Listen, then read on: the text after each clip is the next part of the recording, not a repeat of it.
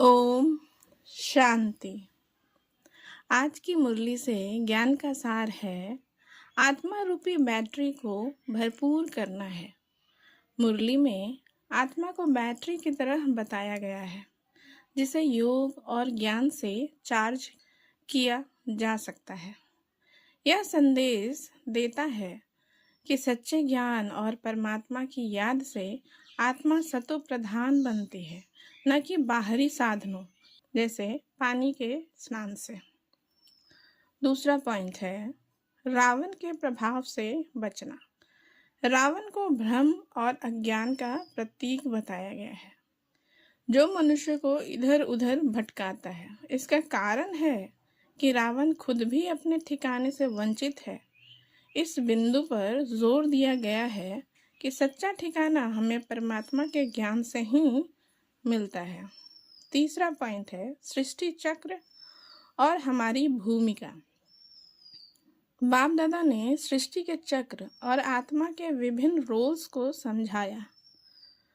84 जन्मों की यात्रा का ज्ञान आत्मा को यह स्मरण दिलाता है कि उसने पहले क्या खोया और अब उसे क्या प्राप्त करना है।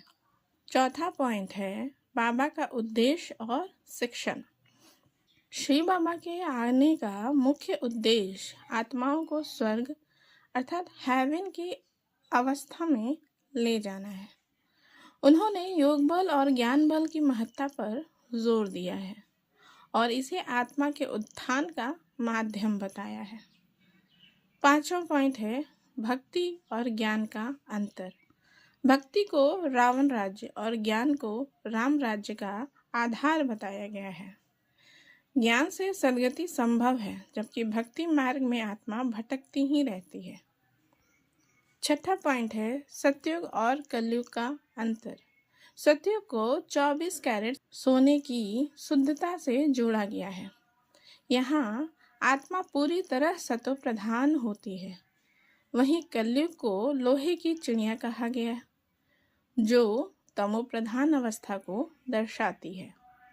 सातवां पॉइंट है, एकाग्रता और आत्मा का लक्ष्य। मुरली में एकाग्रता के महत्व को बताया गया है। मन और बुद्धि को एक बाप में केंद्रित करना आत्मा को समर्थ बनाता है। इससे सहज निर्विघ्न स्थिति प्राप्त होती है और आत्मा को सच्चा मार्गदर्शन मिलता है।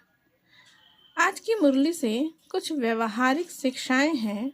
पहला, याद और योग का अभ्यास। आत्मा को परमात्मा से जोड़ने के लिए मन और बुद्धि को एकाग्र करना।